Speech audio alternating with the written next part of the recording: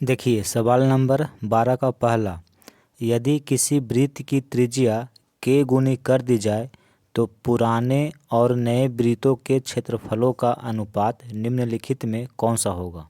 ठीक है, देखिए ये सब सवाल क्या है, ऑब्जेक्टिव सवाल है, इसको सिर्फ समझना है और इसका उत्तर लिखना है। ठीक है, सवाल नंबर 12 का पहला सवाल कहता है कि एक पुराना वृत्त है, ठीक है, और एक नया वृत्त है। तो जो पुराना वृत्त है उसकी त्रिज्या को हम मान लेते हैं कि r है। ठीक है, ये पुराना वृत्त है, इसकी त्रिज्या को हम मान लिए r। अब नए वृत्त की जो त्रिज्या है उसको k गुनी कर दी जाती है, यानी कि इस त्रिज्या जो है, ये जो त्रिज्या है इसकी k गुनी। ठीक है, तो देखिए पहले जो त्रिज्या थी उस त्रिज्या को हम k गुना कर दिए हैं। ठीक है, तब ये नया वृत्त हो गया और ये पुराना वृत्त है। तो सवाल कहता है कि पुराने और नए वृत्तों के क्षेत्रफलों का अनुपात क्या होगा। तो पहले पुराने वृत्त का हम क्षेत्रफल निकाल लेते हैं कि इसका क्षेत्रफल क्या होगा। तो वृत्त का क्षेत्रफल होता है पाई आर स्क्वायर। तो देखिए पाई और इस वृत्त की त्रिज्या r है तो r स्क्वायर, और ये नए वृत्त है क्योंकि इसकी त्रिज्या को हम k गुना कर दिए हैं, तो इसका क्षेत्रफल क्या होगा, इसका भी क्षेत्रफल निकाल लीजिए। तो वृत्त का क्षेत्रफल पाई आर स्क्वायर होता है, तो इसमें त्रिज्या है r के। ठीक है, तो त्रिज्या r के है तो इतना का स्क्वायर कर देंगे। ठीक है, पाई आर स्क्वायर, त्रिज्या r के तो r के का स्क्वायर। अनुपात कहता है कि अनुपात क्या होगा दोनों वृत्तों के क्षेत्रफलों का। तो देखिए इस वृत्त का क्षेत्रफल ये है, तो इसको लिखेंगे यहाँ पे पाई आर स्क्वायर बटा, अनुपात का मतलब बटा। ठीक है, नए वृत्त का क्षेत्रफल, तो नए वृत्त का क्षेत्रफल ये है तो इसको यहाँ पे लिखेंगे पाई। देखिए आर के इसका होल स्क्वायर है, तो इसका मतलब क्या हुआ, इसका मतलब हुआ पाई आर का होल स्क्वायर हो जाएगा और के का भी होल स्क्वायर हो जाएगा। ठीक है, जब इसको आप सॉल्व करिएगा तो इतना होगा, तो इसको यहाँ पे लिख देते हैं आर स्क्वायर के स्क्वायर। देखिए पुराने वृत्त का क्षेत्रफल और नए वृत्त का क्षेत्रफल का ये अनुपात है। इसको सरल करिए, पाई से पाई कट जाएगा, आर स्क्वायर से आर स्क्वायर कट जाएगा, ऊपर में कुछ नहीं बचा हुआ है तो एक बचा हुआ है, तो 1/k स्क्वायर। इसको आप लिख सकते हैं 1/k स्क्वायर। तो ये आपका उत्तर हो जाएगा। तो 12 का पहला किस ऑप्शन में ये है, तो सी ऑप्शन में है, तो सी ऑप्शन सही है।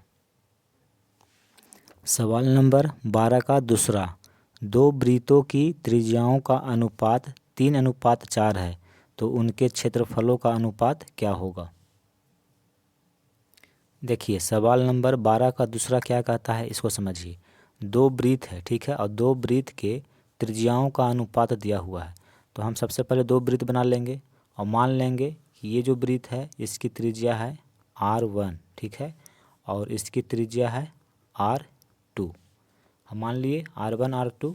देखिए तो दोनों के त्रिज्याओं का अनुपात आपको दिया हुआ है। ठीक है, मान लीजिए इसकी त्रिज्या r1 है और इसकी त्रिज्या है r2, तो दोनों के त्रिज्याओं का जो अनुपात है वो 3:4 है। ठीक है, तो अनुपात में है तो एक हम अचर राशि ले लेंगे k। ठीक है, तो r1 है 3k और r2 है 4k, यानी कि इसकी त्रिज्या है 3k और इसकी त्रिज्या है 4k। तो कहता है कि इनके क्षेत्रफलों का अनुपात क्या होगा। तो पहले हम इनका क्षेत्रफल निकाल लेते हैं। तो वृत्त का क्षेत्रफल पाई आर स्क्वायर होता है। ठीक है, पाई और आर त्रिज्या है इसमें 3k, तो 3k का होल स्क्वायर, और इसका क्षेत्रफल निकालिए तो इसका क्षेत्रफल भी वही होगा पाई आर स्क्वायर। तो पाई इसमें त्रिज्या देखिए 4k है तो यहाँ पे हो जाएगा 4k का होल स्क्वायर। इसको सरल करिए, पाई 3k का होल स्क्वायर यानी 3 का स्क्वायर हो जाएगा 9 और k का स्क्वायर हो जाएगा k स्क्वायर। इसको भी सरल करते हैं, पाई है 4 का वर्ग है यानी 4 चक 16 और k का वर्ग k स्क्वायर। तो कहता है कि इनके क्षेत्रफलों का अनुपात क्या होगा। तो अनुपात हम निकाल देते हैं। देखिए इस वृत्त का क्षेत्रफल ये है और इस वृत्त का क्षेत्रफल ये है, तो इन दोनों का अनुपात ज्ञात करना है। तो पहले इसको लिखेंगे पाई 9k स्क्वायर बटा इसका क्षेत्रफल है पाई 16k स्क्वायर। पाई से पाई कैंसिल हो गया, k स्क्वायर से k स्क्वायर कट गया, तो ऊपर है 9 और बटा में 16, यानी कि 9:16 16 होगा। सवाल नंबर 12 का तीसरा, दो वृत्तों के क्षेत्रफलों का अनुपात x² अनुपात y² है, तो उनकी त्रिज्याएं निम्नांकित में से कौन से अनुपात में होगी। ठीक है, तो आइए इस सवाल को सॉल्व करते हैं। देखिए, दो वृत्त है और इन दोनों वृत्तों के क्षेत्रफलों का अनुपात दिया हुआ है और त्रिज्याओं का अनुपात पूछ रहा है कि क्या होगा। तो पहले हम मान लेते हैं कि इस वृत्त की जो त्रिज्या है स्मॉल r है और इस वृत्त की जो त्रिज्या है वो कैपिटल R है। ठीक है, तो इस वृत्त का क्षेत्रफल क्या होगा, πr²। ठीक है, पाई और त्रिज्या स्मॉल r है तो स्मॉल r², यानी कि इस वृत्त का जो क्षेत्रफल होगा वो होगा πr²। और इस वृत्त का क्षेत्रफल, तो वृत्त का क्षेत्रफल πr² होता है, इसमें त्रिज्या कैपिटल R है तो यहाँ पे कैपिटल R² होगा। ठीक है, प्रश्नानुसार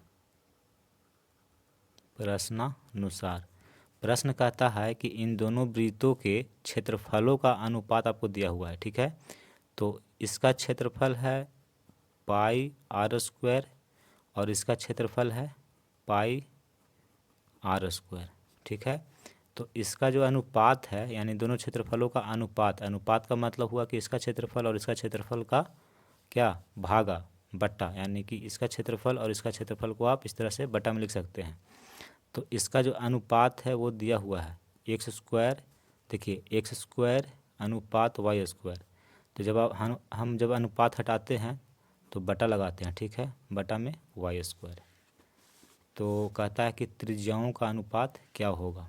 देखिए, पाई से पाई क्या हो गया, कट गया, r² है, यहाँ पे कैपिटल R² है, यानी दोनों त्रिज्याओं का क्या है, वर्ग है।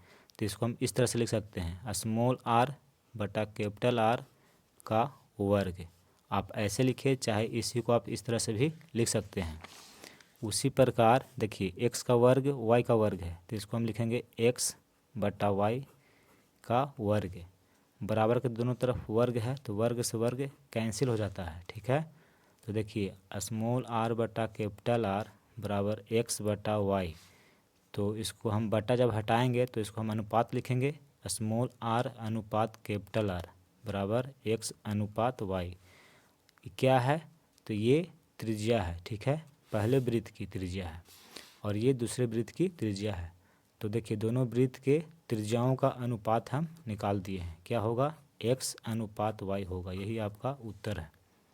तो किस ऑप्शन में है, तो 12 का तीसरा x अनुपात y ऑप्शन डी में लिखा हुआ है, यही आपका उत्तर होगा। देखिए, सवाल नंबर 13 का पहला कहता है कि किसी वृत्त में केंद्रीय कोण 90 डिग्री वाला एक त्रिज्या खंड काट लिया जाए तो वृत्त और कटे हुए भाग के क्षेत्रफलों का अनुपात क्या होगा। देखिए, सवाल नंबर 13 का पहला क्या कहता है, इसको समझिए।